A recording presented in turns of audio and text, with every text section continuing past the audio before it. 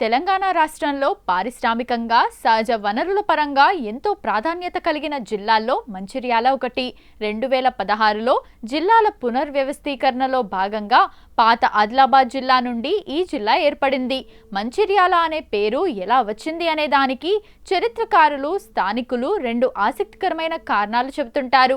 అందులో ఒకటి ఇక్కడి భౌగోళిక వాతావరణానికి సంబంధించింది కాగా, మరొకటి చారిత్రక నమ్మకం. మంచి ఏరియా కథ. పూర్వం ఈ ప్రాంతం దట్టమైన అడవులు, గోదావరి మరియు ప్రాణహిత నదుల పరివాహక ప్రాంతంతో చుట్టుముట్టబడి ఉండేది. ఇక్కడి భూములు వ్యవసాయానికి ఎంతో సారవంతంగా ఉండేవి. అలాగే నివసించడానికి వాతావరణం చాలా ప్రశాంతంగా, అనుకూలంగా ఉండేది. ఈ ప్రాంతానికి వచ్చిన వారు ఇక్కడి వసతులు చూసి ఇది జీవించటానికి చాలా మంచి ఏరియా అని పిలవడం ప్రారంభించారు. కాలక్రమేణా ఆ మంచి ఏరియా అనే పదమే లోన్లలో నానుతూ తెలుగు భాష ఉచ్చారణకు అనుగుణంగా మంచిర్యాలగా రూపాంతరం చెందిందని స్థానికంగా ఒక బలమైన నమ్మకం ఉంది.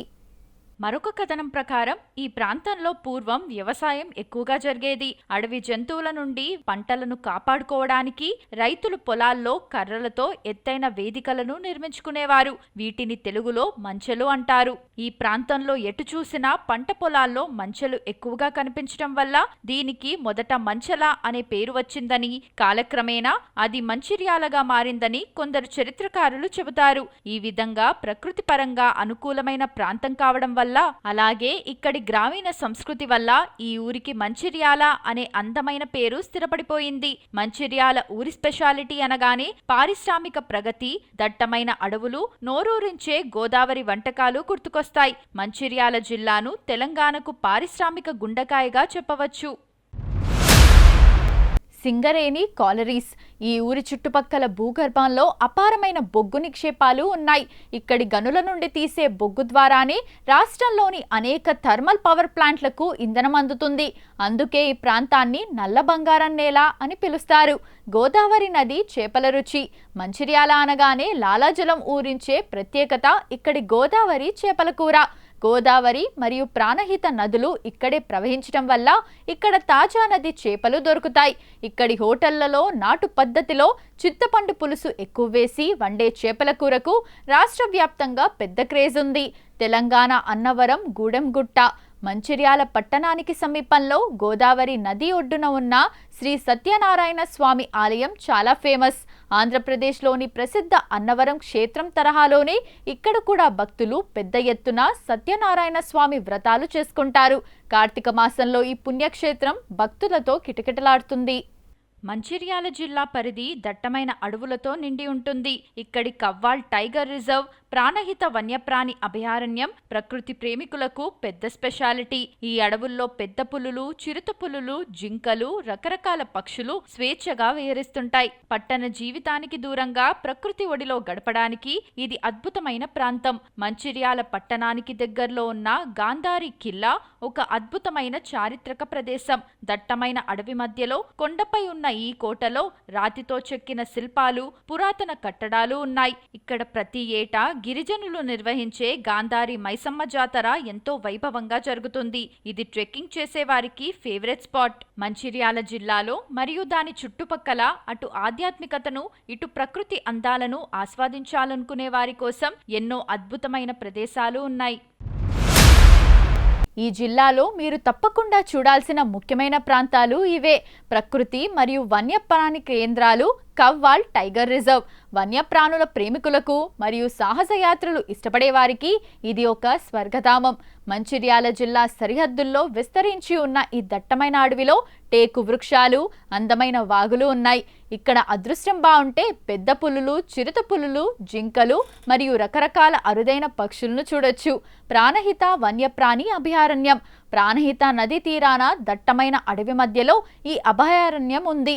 చుట్టూ కొండలు, నదీ తీర వాతావరణం మధ్య ఇక్కడ విహరించటం పర్యాటకులకు సరికొత్త అనుభూతిని ఇస్తుంది. ఇక్కడ బ్లాక్ బాక్స్ ఎక్కువగా కనిపిస్తాయి. ఆధ్యాత్మిక క్షేత్రాలు. గూడెంగుట్ట శ్రీ సత్యనారాయణ స్వామి ఆలయం. మంచిర్యాల పట్టణానికి సుమారు 30 కిలోమీటర్ల దూరంలో లక్సెట్టిపేట సమీపంలో గోదావరి నది ఒడ్డున ఈ ఆలయం ఉంది. ఎత్తైన కొండపై వెలిసిన ఈ స్వామిని తెలంగాణ అన్నవరం అని పిలుస్తారు. ఇక్కడ భక్తులు పెద్ద ఎత్తున సత్యనారాయణ స్వామి వ్రతాలు చేసుకుంటారు. కొండపై నుండి చూస్తే గోదావరి నది అందాలు అద్భుతంగా కనిపిస్తాయి. శ్రీ ధర్మపురి లక్ష్మీ నరసింహస్వామి ఆలయం పక్కనే ఉన్న జగిత్యాల జిల్లా పరిధిలోకి వచ్చినప్పటికీ మంచిర్యాలకు చాలా దగ్గరగా ఉంటుంది. గోదావరి నదీ తీరాన ఉన్న ఈ ప్రాచీన క్షేత్రం దక్షిణ భారతదేశంలోనే అత్యంత ప్రసిద్ధ నరసింహ క్షేత్రాల్లో ఒకటి. మంచిర్యాల పట్టణానికి కేవలం 15 కిలోమీటర్ల దూరంలో గాంధారి ఖిల్లా ఉంది. దట్టమైన అడవి మధ్యలో ఉన్న కొండపైకి ట్రెక్కింగ్ చేసుకుంటూ వెళ్లడం అడ్వెంచర్ ఇష్టపడే వారికి బాగా నచ్చుతుంది. ఇక్కడి రాతి శిల్పాలు, గాంధారి మైసమ్మ ఆలయం మరియు కొండపై ఉన్న నీటి గుండాలు ప్రత్యేక ఆకర్షణ. మంచిర్యాల జిల్లా సరిహద్దుకు దగ్గరగా ఉండే మరొక అద్భుతమైన ప్రదేశం కాళేశ్వరం ముక్తేశ్వర స్వామి ఆలయం. ఇక్కడ గోదావరి, ప్రాణహిత నదులతో పాటు అంతర్వాహినిగా సరస్వతీ నది కలిసి త్రివేణి సంగమంగా మారుతుంది. ఇక్కడి ముక్తేశ్వర స్వామి ఆలయంలో ఒకే పానవట్టంపై 2 లింగాలు, శివుడు, యముడు ఉండటం ప్రపంచంలోనే అత్యంత అరుదైన విశేషం. మంచిర్యాల పట్టణం గోదావరి, ప్రాణహిత నదుల పరివాహక ప్రాంతంలో ఉండటం వల్ల ఇక్కడి ఆహార సంస్కృతిపై ఆ నదుల ప్రభావం చాలా ఎక్కువగా ఉంటుంది. మంచిర్యాలలో మీరు అస్సలు మిస్ అవ్వకూడని మోస్ట్ ఫేమస్ ఫుడ్స్ ఇవే. గోదావరి తాజా చేపల కూర.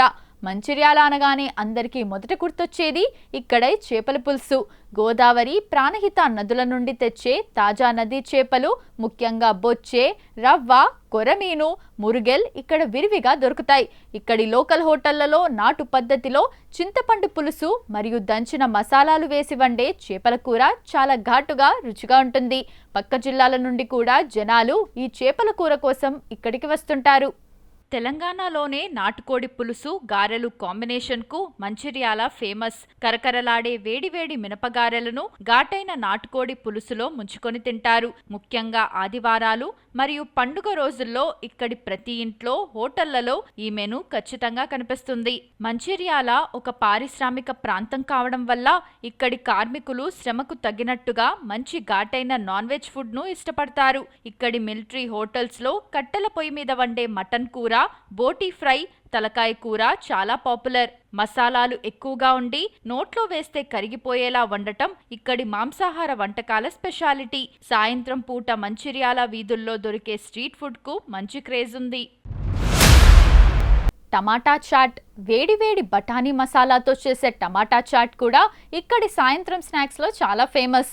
సున్నుండలు సాంప్రదాయ స్వీట్లు. మంచిర్యాల మార్కెట్లో దొరికే సాంప్రదాయ స్వీట్లు, ముఖ్యంగా స్వచ్ఛమైన నెయ్యితో చేసే మిరప సున్నుండలు, భక్ష్యాలు ఇక్కడి ఫంక్షన్లలో మరియు స్వీట్ షాపుల్లో చాలా రుచిగా దొరుకుతాయి.